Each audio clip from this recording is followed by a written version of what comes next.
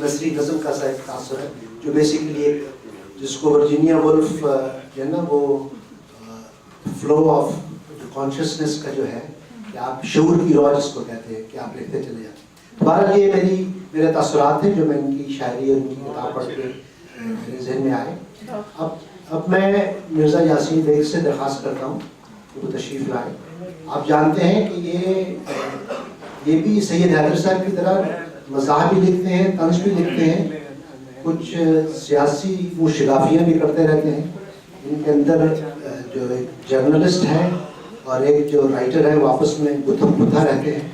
تو مجھے کوئی اندازہ نہیں ہوتا کہ یہ کس حوالے سے کس رخ سے یہ ہمارے شہر کی ایک کانٹروورشل شخصیت بنتے جا رہے ہیں. Some people love him and others hate him, you know. The only thing is that they cannot ignore it, you know.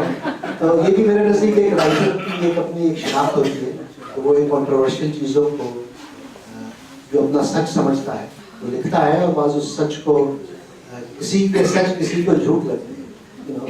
تو بہرحال یہ ان کی خود اعتمادی ہے کہ یہ لکھتے رہتے ہیں. تو میں ان سے اپنے نظریاتی اور سماجی خلافات کے باوجود ان کے قریب رہتا ہوں اور ہماری بھی فکر ہوتی ہے. تو مرزا یاسین بہت شکریہ ڈاکٹر صاحب. اور جی ہاں, آج مجھے پتہ چلا کہ ڈاکٹر صاحب کچھ چیزوں سے میرے اختلاف کرتے ہیں, ورنہ اس سے پہلے مجھے یہ بات کا پتہ نہیں.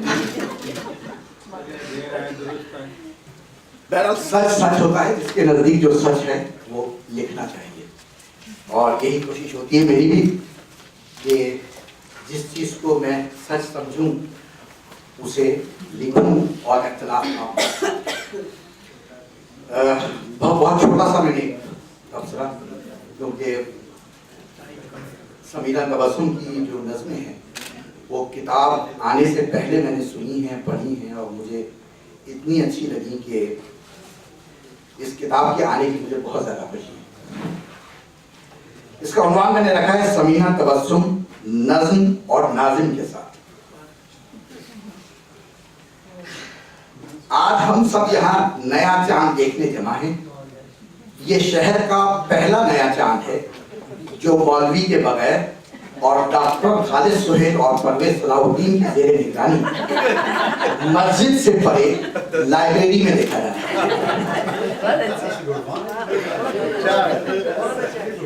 اس تقریب دکھائی میں ایسی معزز ہستیاں بھی شریک ہیں جو عرصہ ہوا چاند دیکھنا بند کر چکی ہیں, اور صرف اس چاند پر یقین رکھتی ہیں جنہیں وہ اپنے سر پر یا بازو میں لے کر سوتے ہیں. آج کا نیا چاند آسمان پر نہیں ہمارے ہاتھوں میں, اور اس کی تخلیق کا ہماری نگاہوں کے سامنے. سمیرہ تبسم کی اس کتاب میں بقول ان کے آزاد اور نثری نظمیں ہیں. یہ صنفی اعتبار سے کچھ بھی ہوں مگر ہر نظم سوچ اور تخلیق سے بھرپور ہے, اور پوری کی پوری 99 ہیں جو تعداد کے اعتبار سے بھی معنویت رکھتی ہیں.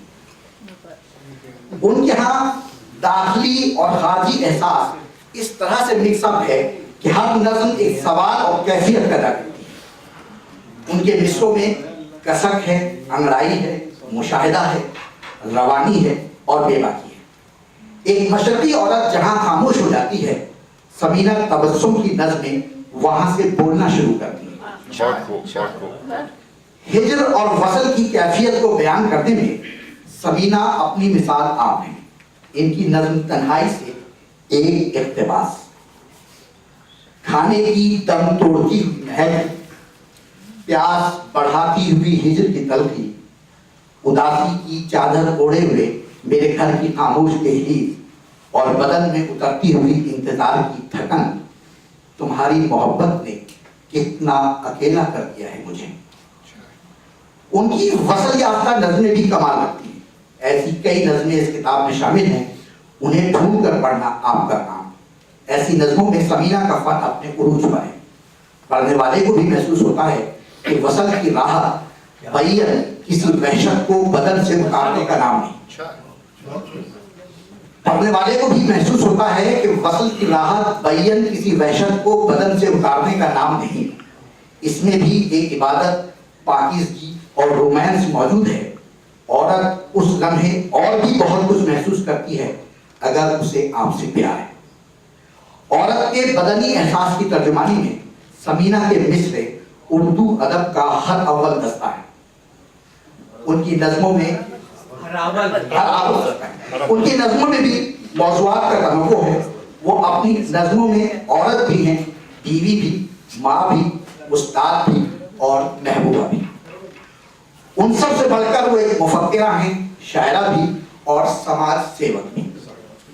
وہ جہاں مردوں کی بے اعتنائی، بے پرواہی، بے وفائی کا گلہ کرتی نظر آتی ہیں، وہیں عورت کے مقام اور حیثیت کو بھی واضح کرتی جاتی ہیں۔ وہ اچھی طرح سے جانتی ہیں کہ عورت کی بے توقیری صرف اسی وجہ سے ہے کہ وہ اپنی عظمت سے آگاہ نہیں۔ وہ بیوی اور ماں کے رشتوں سے لطف اندوز بھی ہوتی ہیں اور رشتوں سے پار جا کر صرف عورت بن کر اس آزادی سے محظوظ ہونا بھی چاہتی ہیں جہاں کسی مرد کی حاکمیت کا بوجھ نہ ہو۔ نیا چاند اور کچھ بھی نہیں، صرف سمینہ تبسم کی زندگی کا عکس ہے۔ انہوں نے جس کمال مہارت سے اسے مصروں میں پرویا ہے، وہ ان کی شاعرہ اور تخلیق کار ہونے کی دلیل ہے۔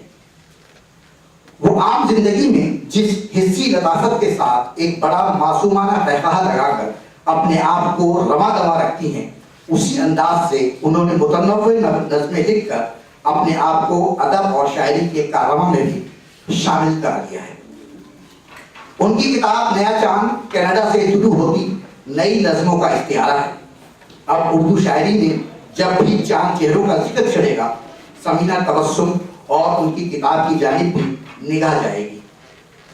سمینہ نے پچھلے دسمبر میں کئی معرکے سر کیے، برمپٹن اور لاہور کو ٹوئن سٹی بنایا، کسی کو اپنا ناظم مقرر کیا۔